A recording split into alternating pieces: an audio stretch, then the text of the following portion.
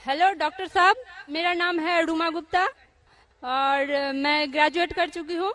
मेरा सवाल है कि अगर एक मुस्लिम लड़का और एक हिंदू लड़की शादी करे और अगर ऐसा हो कि वो मुस्लिम लड़का हिंदू लड़की के घर में नमाज पढ़े और वो हिंदू लड़की उसके घर में जाकर पूजा भी करे, तो ये क्या जायज़ है या नाजायज़ है?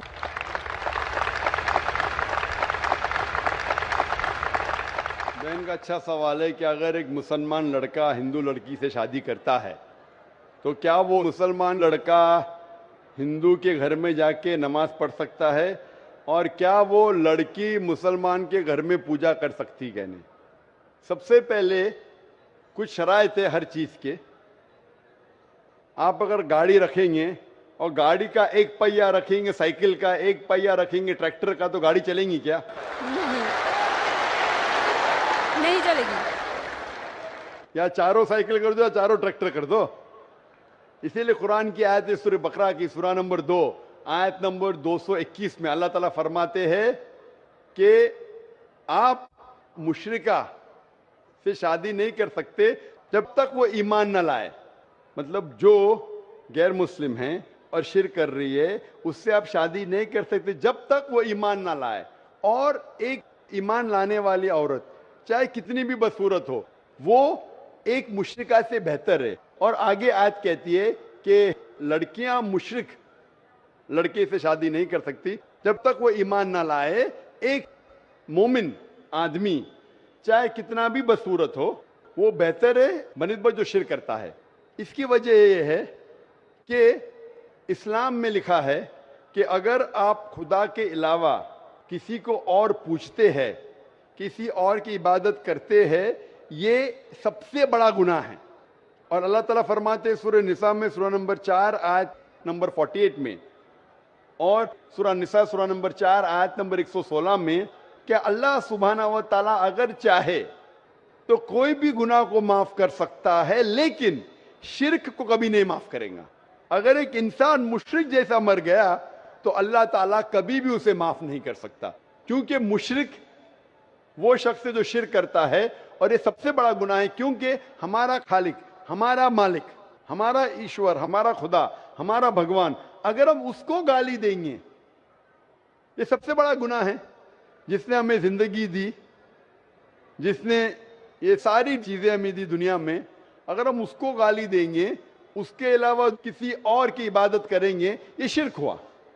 तो इसीलिए इस्लाम में इजाजत नहीं है कि एक मुस्लिम लड़का या लड़की कोई मुशरिक लड़का या लड़की से शादी करे, ये इजाजत नहीं है।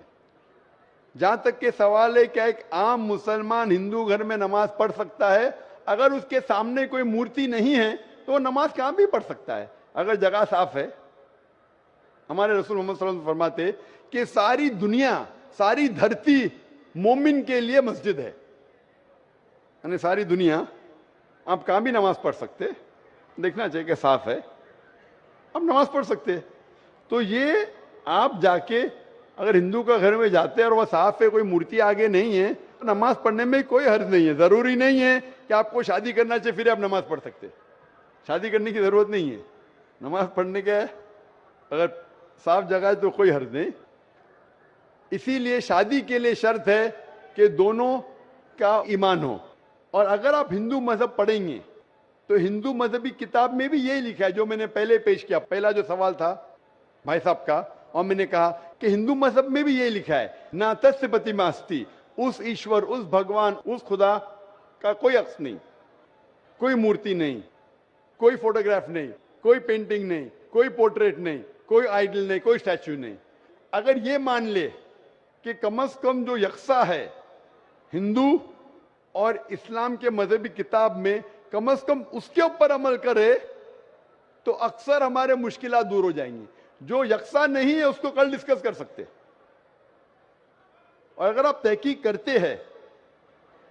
करते हिंदू मजहब की किताब पढ़ते और इस्लाम मजहब की किताब पढ़ते, दोनों में लिखा है खुदा एक है, दोनों में लिखा है खुदा का कोई अक्स नहीं है, दोनों में लिखा है कि खुदा का कोई बुत नहीं है, दोनों में लिखा है कि खुदा के अलावा किसी और की इबादत नहीं करना चाहिए, दोनों में लिखा है कि आखिरी पैगंबर मोहम्मद सल्लल्लाहु अलैहि वसल्लम में دونوں میں لکھا ہے کہ شراب نہیں پینا چاہیے. میں حوالے دے سکتا ہوں اور میں تقریر ایک دیا ہوں, similarities between Islam and Hinduism.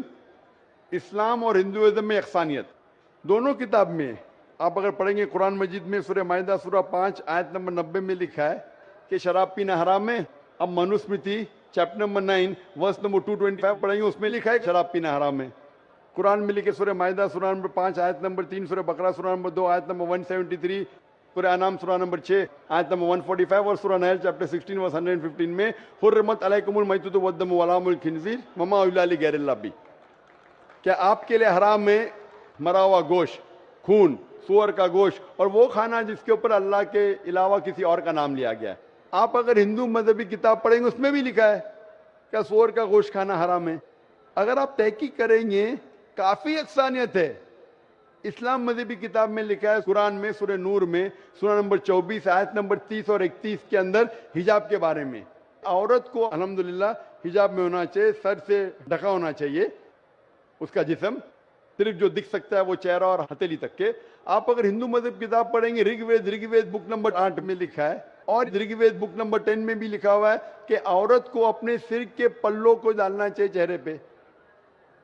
Rig Veda میں بھی لکھا ہے کہ جب مرد کو دیکھے تو نظر نیچے کرنا چاہیے. یہ قرآن مجید میں لکھا ہے سورہ نور سورہ نمبر 24 آیت نمبر 30 اور 31 کہ جب بھی کوئی خاتون مرد کو دیکھتی ہے جو اس کا شوہر یا قریب رشتہ دار نہیں ہے, اور جب بھی کوئی مرد کوئی عورت کو دیکھتا ہے اور قریب رشتہ دار نہیں ہے تو اسے نظر نیچے کرنا چاہیے.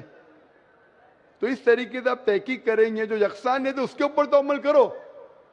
تو یکسانیت ہندو اور اسلام مذہب میں جو مذہبی کتاب میں لکھا ہے, لیکن افسوس کی بات ہے کہ مذہب کے ٹھیکیدار یہ چیز کا ذکر ہی نہیں کرتے. کیوں؟ اسی لیے میں حوالے دیتا ہوں. میں کوئی عالم نہیں ہوں, میں کوئی پنڈت نہیں ہوں, میں اپنے آپ کو طالب علم کہتا ہوں, لیکن میں ہمیشہ حوالہ دیتا ہوں. تو کسی کو بھی شک ہے, کسی کو بھی شبہ ہے تو گھر پہ جا کے چیک کر سکتا ہے, یا انٹرنیٹ پہ جائیے, آپ ٹائپ کرو, وید بھی انٹرنیٹ کے اوپر ہے, قرآن بھی انٹرنیٹ کے اوپر ہے, ٹائپ کرو, ریفرنس ٹائپ کرو, آپ کو حوالہ مل جائے گا. تو اسی لیے گاڑی چلنے کے لیے دونوں کا جو رولز اینڈ ریگولیشن ہے وہی ہونا چاہیے. اسی لیے دونوں لوگ مومن ہونا ضروری